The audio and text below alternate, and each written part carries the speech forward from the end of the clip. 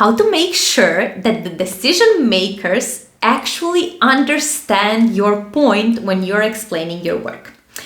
This is the topic that I'm probably most passionate about, because it's the entire philosophy of my coaching business and what I want to teach people. And that's how to explain your work in a way that others can get it, but it's also authentic and easy for you to do so. And the question that I got recently is, how can we do that when we are expert in our STEM field, right? We are engineers, scientists, data scientists, and so on. And we need to explain our complex work to people who are completely outside of our field. So a good strategy, and something that I feel people are not using, maybe I should explain the bad things first. So what people usually do is bombard them with technical stuff, like the technicalities, the optimization, the algorithm, and they that need to make sure that everyone understands everything. They like overshare this technical part that no one honestly cares about. And when you do so, why this is wrong? Because when you do so, people tend to shut down. As soon as they hear some jargonic stuff, especially if it's repeated a few times and they get lost and tangled up in their brain, they tend to shut down and stop listening, which is exactly the opposite of what we want to achieve. So now that we know what doesn't work, let's see what does work. What does work is to address their pain points, so the things that they want solved, and connect them to your thinking process. How can we do that? Let's go step by step, because I said a lot of things and maybe it can sound confusing. So whenever we are presenting our work, we should think about the people who are listening to us. Who is the person who is going to listen to me? And what does this person care about? Usually they care about something related to reducing the cost, or improving profit, or reducing time for delivery of the process, and so on. So it's usually connected to time and money.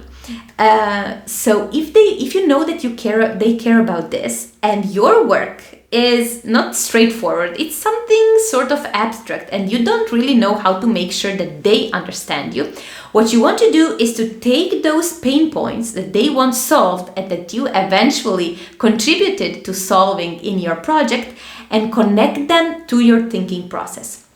In practice, this could mean something like that.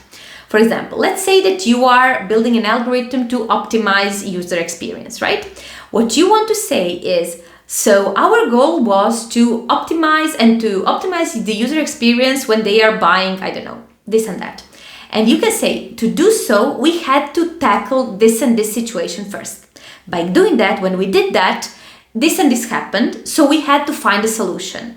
Why this was a problem? This was a problem because it took more time than we expected. So you actually see what I'm doing here. So I'm guiding them through your thinking process by connecting this thinking process and the process that you actually took in order to deliver your result, and connect that through their pain points. Why this is important? This is important because that way they can understand why your work is relevant to them. And that's sort of kind of the entire thing and the entire philosophy of why STEM professionals are not getting recognized for the brilliant work they're doing. The reason is that people don't understand what they're doing in the first place. And the great way to solve that is to actually connect your thinking process to their pain points. So I hope take some time to process this, and I hope that you will use this framework the next time you have to explain your work to someone, especially somewhere outside your field, because it is extremely powerful.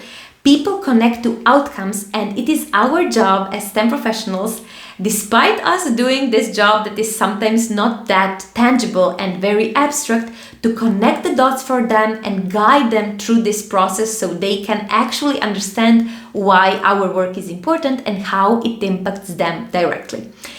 So if you like this kind of framework, I wanted to tell you that this is exactly what we do in my coaching program. Something like this, and applied to many, many more situations and many, many cases, is exactly what I teach STEM professionals how to do. So my job here is to help STEM professionals improve their communication skills so that they can get funded, recognized, and promoted for the brilliant and amazing work that they're doing.